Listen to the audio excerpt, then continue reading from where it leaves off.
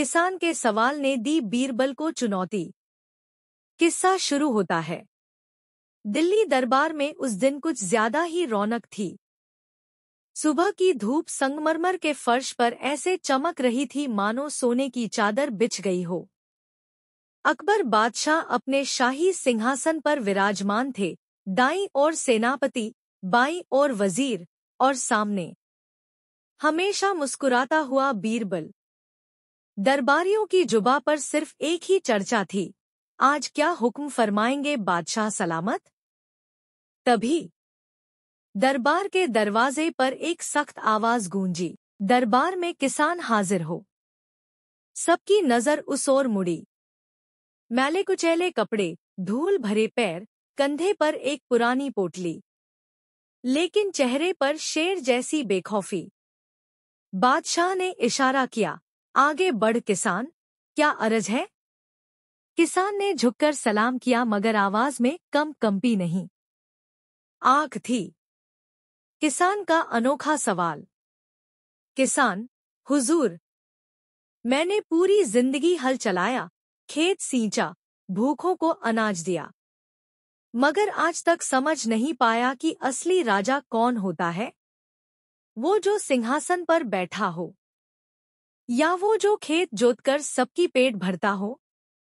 दरबार सन्ना, जैसे किसी ने हवा रोक दी हो। सेनापति गर्जा, बकवास करता है यह किसान, बादशाह से सवाल करने की जुर्रत। अकबर मुस्कुराए मगर आंखों में बिजली चमक गई। अकबर, सवाल बड़ा है, जवाब भी बड़ा होना चाहिए। बीरबल, अब तेरी जिम्मेदारी है। चुनौती बीरबल के सामने। अब सभी की निगाहें बीरबल पर थी। बीरबल उठे, धीरे धीरे, मुस्कान के साथ, जैसे कोई शेर जंगल में इठलाते हुए निकलता है।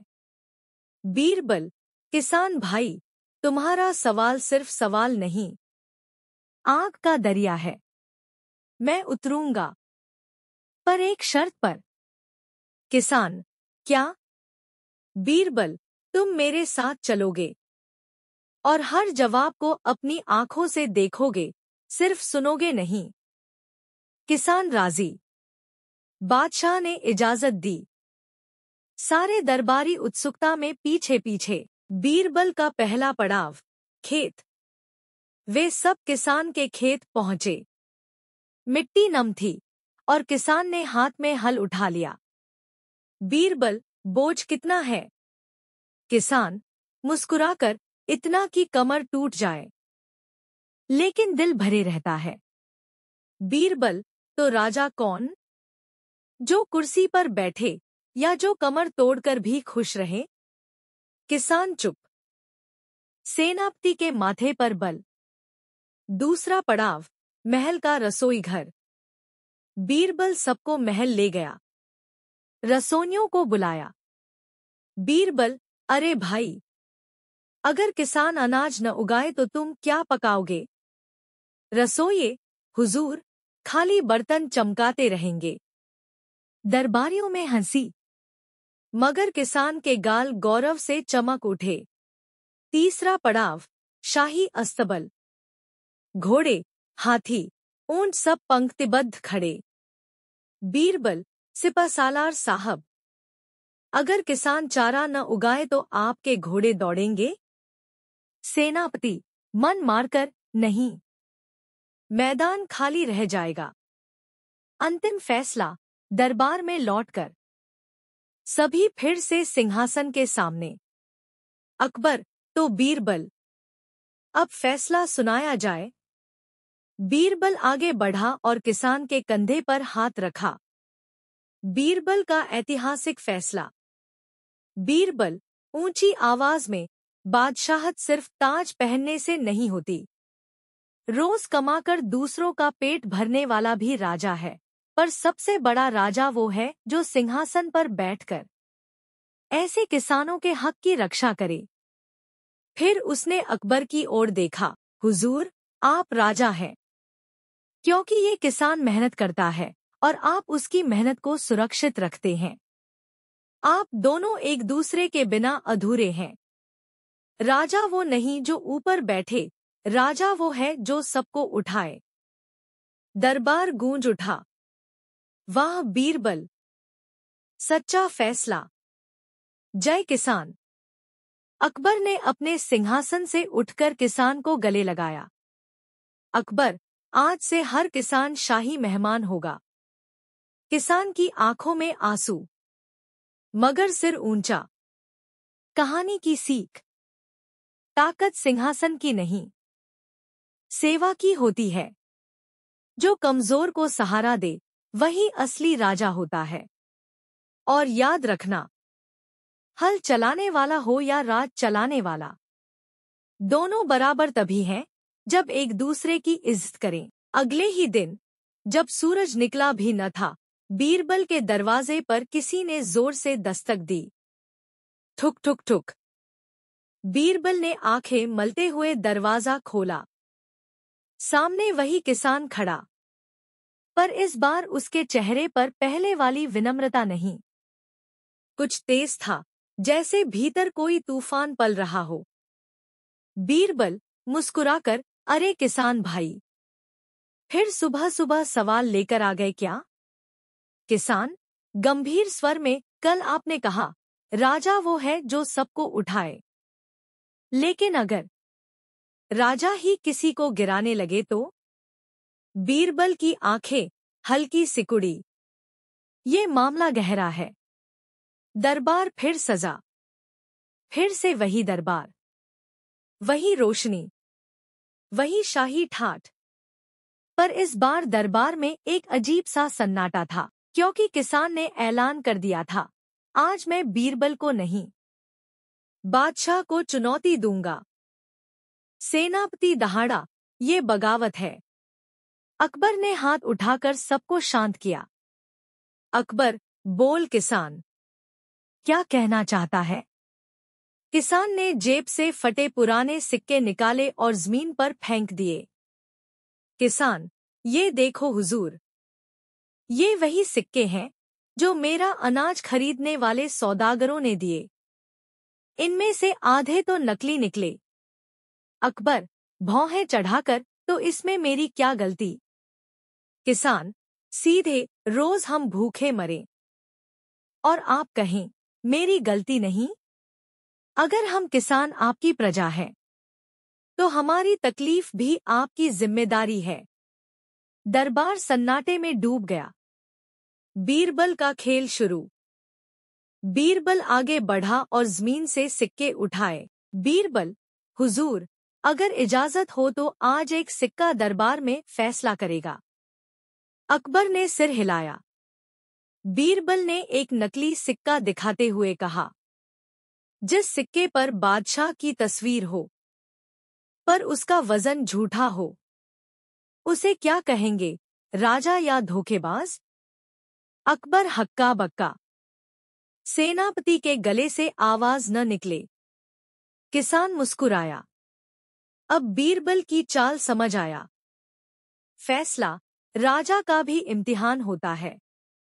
बीरबल ने जोर से ऐलान किया, एक किसान अगर झूठे सिक्के दे तो उसे चोर कहते हैं, पर अगर बाजार में झूठे सिक्के चलें और राजा चुप रहे, तो वो भी गुनहगार होता है। अकबर सिंहासन से उठ खड़े हुए। उनकी आवाज गूंजी, आज से फर्जी सिक्के चलाने वाले सौदागर फांसी के मुजरिम होंगे और हर किसान को बाजार में बेचने से पहले शाही मुहर वाला तौल और सिक्का दिया जाएगा। दरबार गूंज उठा। जज्बाते अकबर बादशाह की जय। गहरी सीख। भाग 2 की नीति। राजा सिर्फ आदेश देने से नहीं, गलतियों को सुधारने से बड़ा बनता है। और जो किसान का पसीना समझे, वही असली शासक है। दरबार में अब सबका जोश बढ़ गया था। कल तक जिसे एक साधारण किसान समझा जाता था, आज वह पूरे साम्राज्य की अंतरात्मा बन चुका था। लेकिन असली तूफान अभी आना बाकी था। सुबह से पहले की दस्तक। बीरबल अपने घर में बैठकर चाय, अरे नहीं, उस जमाने में काढ़ा पी रहे थे कि एक और दस्तक हुई। धड़ाक धड़ाक धड़ाक। उन्होंने दरवाजा खोला। इस बार किसान के साथ गांव के 10 और किसान थे।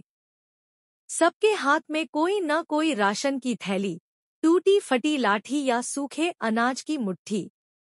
बीरबल भौहें उठाकर, आज तो पूरी पंचायत चली आई। मुख्य किसान, हाँ बीरबल जी, क्योंकि आज का सवाल सिर्फ हमारा नहीं, पूरे हिंदुस्तान का है। दरबार फिर सजा, पर इस बार अलग अंदाज में।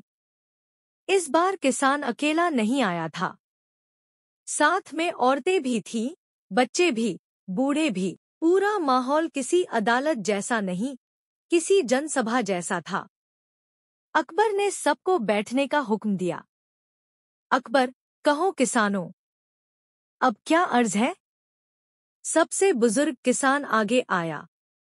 हाथ कांप रहे थे, मगर शब्दों में आग थी। किसान का तीसरा सवाल, हम कमाते हैं, लेकिन खाते कौन?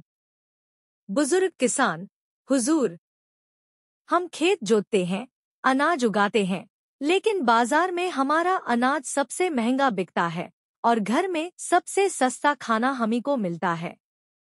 बताइए, मेहनत हम करें और पेट भरे साहूकार? पूरा दरबार चुप। अकबर ने गंभीर नजर से बीरबल को देखा। बीरबल, ये सवाल सबसे बड़ा है। इसका जवाब तुरंत नहीं, इतिहास के लिए चाहिए।